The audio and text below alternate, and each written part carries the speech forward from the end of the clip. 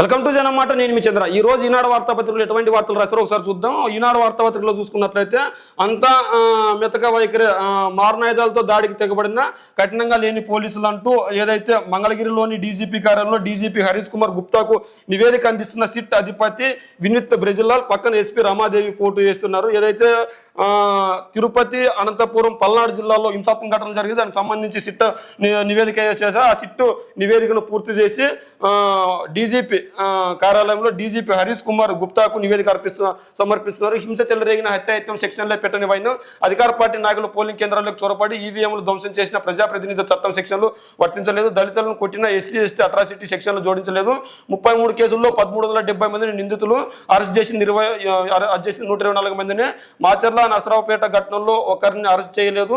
డీజీపీకి ఇచ్చిన 150 పేజీల సమగ్ర నివేదికలు సిట్ వెల్లడించిన వివరాలను వెల్లడించింది. అయితే ఈ 33 కేసుల్లో 1370 మంది నిందితులు అరెస్ట్ చేసి 124 మందిని అరెస్ట్ చేశారని చెప్పుకొచ్చి ప్రశ్నిస్తున్నారు. మిగిలిన వాళ్ళు అరెస్ట్ చేయలేదు ఎందుకని కూడా మాట్లాడుతున్నారు. మాచర్ల, నరసరావుపేట ఘటనలో ఒకరిని అరెస్ట్ చేయలేదు. డీజీపీకి ఇచ్చిన 150 పేజీల సమగ్ర నివేదికలో సిట్ వెల్లడించిన దాన్ని రాశారు. ఏదైతే రాష్ట్రంలో జరిగిన అల్లర్లకు సంబంధించి పోలీసులు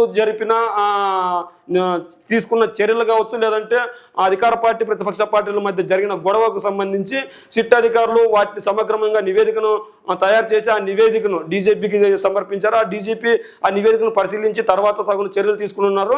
అయితే ఇటువంటి సంఘటనలు మరోసారి జరగకుండా చూసుకోవాలి. ఎందుకంటే ఇక్కడ పోలీసులు ప్రధాన పాత్ర పోషించాలి. పోలీసులు ప్రధాన పాత్ర పోషించకుండా కంటే ఇక అధికార పార్టీ ప్రతిపక్ష పార్టీలు ఎక్కడో చోట ఎప్పుడోసారి గొడవ పడుతూనే ఉంటారు. ఆ గొడవల్ని సమర్థవంతంగా ఎక్కడికక్కడ చెల్లా చెదరలు చేయాల్సిన బాధ్యత పోలీసులు ఉంది. ఇక్కడ అధికార పార్టీ తప్పు చేసిందా, ప్రతిపక్ష పార్టీ తప్పు చేసిందంటే ఇద్దరు తప్పు చేయబట్టే ఈ ఘటనలు జరిగాయి.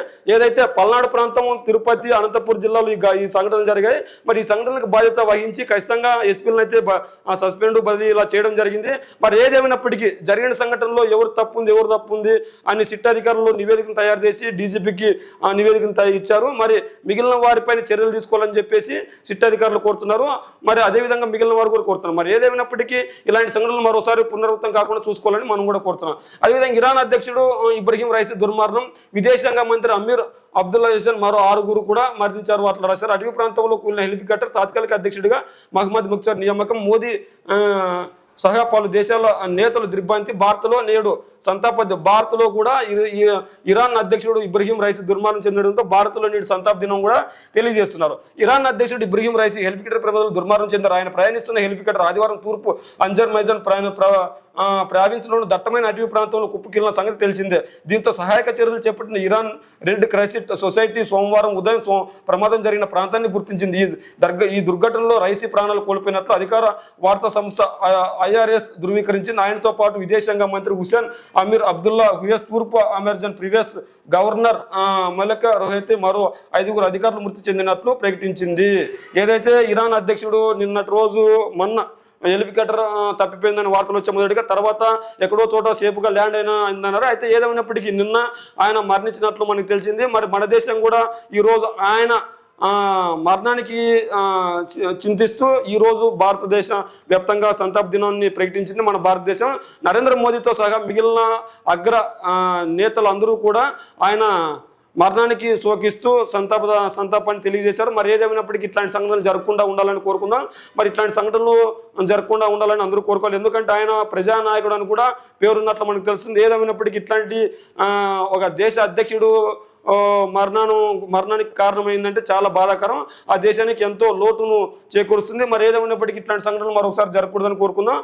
మన తరపున కూడా ఇరాన్ అధ్యక్షుడు ఇబ్రహీం రైసీ మరణానికి సంతాపం తెలియజేస్తున్నాం. మరి ఏదేమైనప్పటికీ ఇట్లాంటి సంఘటనలు జరగకుండా ఇంకోసారి చూసుకోవాలి. 5వ విడతలో 59% పోలింగ్. బార్మల్లో తొలిసారి భారీగా పోలింగ్. బెంగాల్లో చెదురుమదురు ఘటనలు. ఇప్పటి వరకు 428 సీట్లకు పూర్తయిన ప్రక్రియ. మొత్తం 5 విడతల పోలింగ్ జరిగింది. 5వ విడతలో 59% పోలింగ్ జరిగినట్లు చేస్తున్నారు. ఇప్పటి వరకు మొత్తం 428 సీట్లకు పూర్తయిన ప్రక్రియ. ఇంకొక 129 స్థానాలకు ప్రక్రియ జరగాల్సి ఉంది. ఇది కూడా 6-7 విడతల్లో జరుగుతున్న మే 25వ తేదీన 5వ విడత, జూన్ 1వ తేదీన 7వ విడత జరుగుతున్నది. మరి మొత్తం ఓవరాల్గా చూసుకున్నట్లయితే 5వ విడతల పోలింగ్ పూర్తయిందని చెప్పి రాసుకొస్తున్నారు.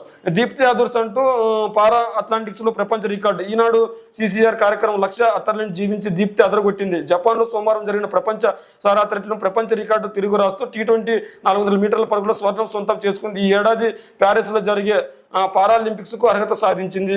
ఈ అమ్మాయికి ఖచ్చితంగా దీప్తి అదూర్స్ అంటూ వార్త రాసుకొచ్చారు. ఈ అమ్మాయికి మనం కూడా కంగ్రాచులేషన్ తెలియజేస్తున్నాం. ఎందుకంటే సారా అథ్లెటిక్స్లో ప్రపంచ రికార్డు సాధించింది కాబట్టి. మరి ఇంకో వార్త చూసుకున్నట్లయితే వైకాపాకు ఓటు వేయకపోతే దాడులే అంటూ వార్త రాసుకొచ్చారు.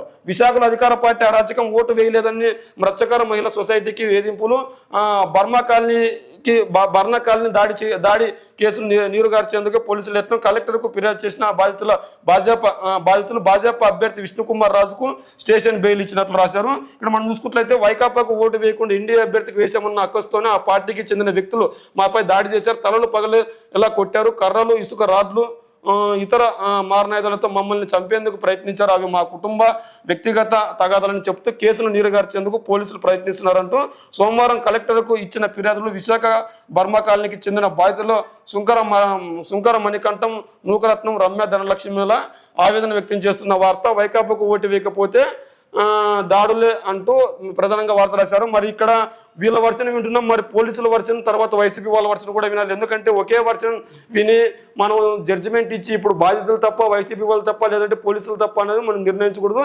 మరి ఏదేమైనప్పటికీ ఈనాడు వార్తాపత్రికను చూసుకున్నట్లయితే కనుక దీప్తి అనే అమ్మాయి దాంట్లో ప్రపంచ రికార్డు సాధించిందని వార్త రాసుకొచ్చారు. ఇంకోటి చూసుకున్నట్లయితే ఇరాన్ అధ్యక్షుడు మరణ వార్త రాశారు. ఇంకో వార్త తీసుకున్నట్లయితే సిట్ అధికారులు దర్యాప్తును పూర్తి చేసి డీజీపీకి నివేదికను సమర్పించడాన్ని చూశారు. అయితే వీళ్ళు కేవలం 124 మందిని అరెస్ట్ చేశారు, మిగిలిన వాళ్ళని వదిలేశారని చెప్తున్నారు.